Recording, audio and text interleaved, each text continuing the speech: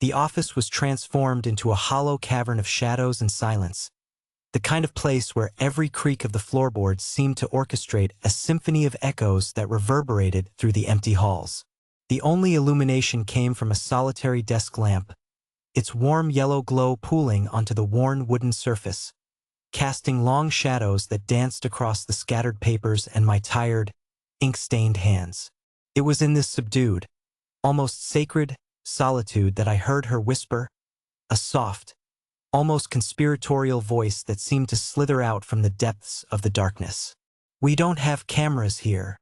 Her voice was a low murmur, just above a whisper, but it carried a weight that sent an involuntary shiver down my spine, a reaction that had nothing to do with the chill of the office air.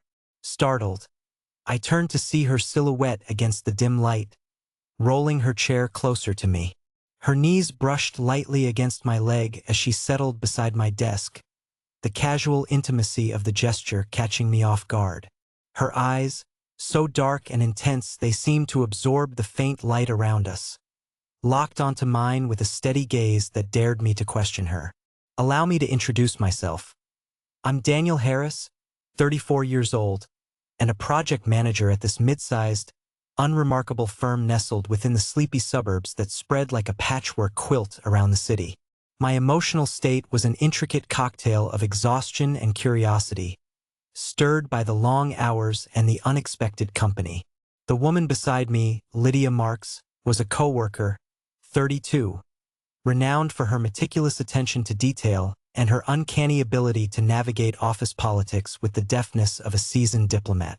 There was always something electric about Lydia's presence, an atmosphere that seemed to thrum with silent energy, like a live wire humming with potential. "You're working late," she stated, leaning back in her chair with an easy grace, arms folded behind her head in a pose that was both relaxed and provocatively open. "Security protocol says we should never be here alone after hours." Her words hung in the air, a challenge disguised as a simple observation. I hesitated, caught in the tension between the formality of her words and the casualness of her demeanor. There was a challenge in her tone, an unspoken invitation to test the boundaries she so calmly set before me, like a chess player laying a trap on the board, daring her opponent to make the first move. The air between us thickened with a mix of curiosity and something else, a feeling that hummed beneath the surface, a forbidden thrill that danced on the edge of awareness.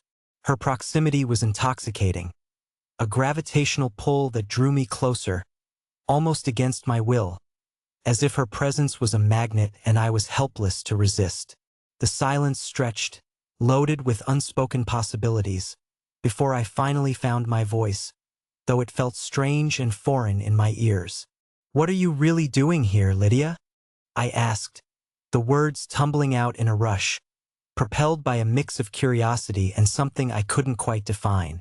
She smiled, a slow, enigmatic curve of her lips that seemed to conceal more than it revealed, holding secrets I wasn't sure I wanted to uncover. "I could ask you the same thing, Daniel. Staying late, alone, when everyone else has gone home." Her words were a mirror, reflecting my own reasons back at me with a clarity I wasn't sure I was ready to face. "I stayed late because the quiet helped me think, helped me escape the chaos of the day, the endless noise that filled the hours with demands and deadlines. But there was something more tonight, an undercurrent I couldn't quite grasp, a feeling that flickered at the edges of my awareness like a shadow in the corner of my eye. I needed the quiet," I admitted, my voice barely louder than a whisper, as if speaking too loudly might shatter the fragile balance between us. "Quiet can be dangerous," she replied softly, her eyes never leaving mine, holding me in place with the intensity of her gaze. "It makes you hear things you normally wouldn't." The office creaked again, the old walls settling into the night, and for a moment I wondered if we were truly alone in this cavernous space. If someone were to walk in, to see us like this, two shadows huddled together in the dim light, it would raise questions neither of us were prepared to answer, questions that had no easy answers. "Do you always follow protocol?" I asked, attempting to lighten the mood, though my heart pounded in my chest, each beat a reminder of the tension that crackled between us like static electricity. "Not always," she said, her gaze steady and challenging, a silent dare that hung between us like a gauntlet thrown at my feet. Her foot brushed against mine, whether by accident or design, I couldn't tell. The contact was brief but electrifying, a spark that threatened to ignite the tension between us into a blaze that might consume everything in its path. It was then, in that charged moment, that the reality of the situation hit me like a cold wave, crashing over me with an icy clarity that left me breathless. The risk wasn't just in the proximity, in the unspoken tension that crackled between us like a live wire. It was in what it could mean, in the potential to unravel the careful balance I'd maintained in my life, the delicate web of responsibilities and expectations that held my world together. "Lydia, this isn't a game," I said, my voice firmer now, trying to impose some semblance of control over the spiraling situation, to rein in the chaos that threatened to spill out of control. Her expression shifted, softening slightly, though her eyes remained locked on mine, holding me in place with their intensity. "I know, Daniel, but sometimes it's the risks that remind us what we're really living for." A confession or perhaps a challenge, I wasn't sure. But it unnerved me, the sincerity in her tone, the vulnerability that seemed to peek through the cracks of her composed facade. It was as if she was offering me a glimpse into her world, a world that was as carefully constructed as mine, a world that held its own secrets and shadows. "What do you want, Lydia?" I asked, genuinely curious now, needing to understand what lay beneath the surface of her words, to see the truth that lay hidden beneath the layers of formality and caution.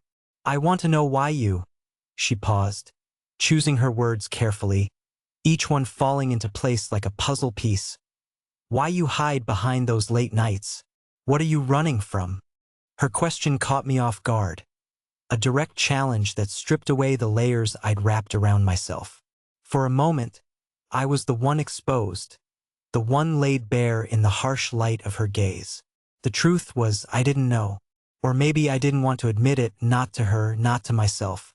The thought was unsettling, a whisper of doubt that echoed through the corridors of my mind. The silence returned, wrapping around us like a shroud, and I could feel the weight of her question pressing down on me, a tangible presence that filled the space between us. The fear of losing everything, of unraveling the life I'd built, was a palpable presence in the room. But there was also a strange sense of relief, of being seen in a way I hadn't expected, a way that was both terrifying and exhilarating. "I'm not running," I said finally, though the words felt hollow even as I spoke them, an echo of a truth I wasn't sure I believed. She nodded, as if she understood more than I was willing to admit, her expression softening into something that was almost tender. The atmosphere between us shifted subtly, the tension easing into something more fragile, more tentative, like a truce declared in the aftermath of a battle.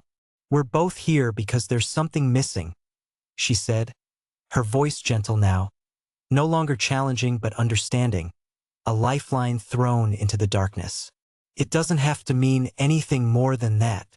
Her words were a lifeline, a way to reframe the evening, to transform it from a threat into an opportunity for introspection, a chance to look beyond the surface and see the truth that lay hidden beneath. I nodded, grateful for the unspoken agreement that settled between us, a new, fragile dynamic that acknowledged the tension without demanding resolution, a silent understanding that we were both searching for something, even if we didn't know what it was. The clock on the wall ticked away the seconds, each tick a reminder of the passage of time, and outside, the world continued to turn, oblivious to the quiet drama playing out in the darkened office. We sat there for a while longer, sharing the silence, the unspoken understanding that we'd both come close to something dangerous, something that could have changed everything. Eventually, Lydia stood, breaking the spell with a soft sigh that carried with it a mixture of regret and relief. She looked at me, her expression a complex tapestry of emotions that mirrored my own. "I should go," We both should. I nodded, standing as well, the tension between us now a mere whisper of what it had been, a ghost that lingered in the corners of the room. Yeah, it's late. She smiled, a small, wistful curve of her lips, and for a moment, I wanted to reach out, to bridge the distance between us with a gesture, a word, something to hold on to in the aftermath of the evening. But I didn't. Instead, I watched as she turned and walked away, disappearing into the shadows, leaving me alone once more in the quiet, echoing space. The office was quiet again, the only sound the distant hum of the air conditioning, a constant presence that filled the silence with a steady, reassuring rhythm. I felt the weight of the evening settle over me, a mantle of possibilities and regrets. It wasn't resolved, whatever had passed between us, but it was understood. A new reality, fragile and undefined, but hopeful in its own way, a whisper of a possibility that lingered in the air. I turned off the lamp, plunging the room into darkness, and made my way out into the night, feeling the cool air wash over me like a balm, soothing the raw edges of emotion that still lingered. As I walked to my car, the events of the evening played over in my mind, a kaleidoscope of emotions and possibilities that flickered through my thoughts like a slideshow of moments captured in time. Nothing was perfect, nothing was resolved, but there was hope in the unspoken agreement, in the shared understanding that sometimes, it's the risks that remind us what we're really living for, the moments of uncertainty that push us to look beyond the surface and see the truth that lies beneath. And as I drove away into the night, the road stretching out before me like a promise, I couldn't help but wonder what the future might hold, what new realities might unfold in the light of a new day.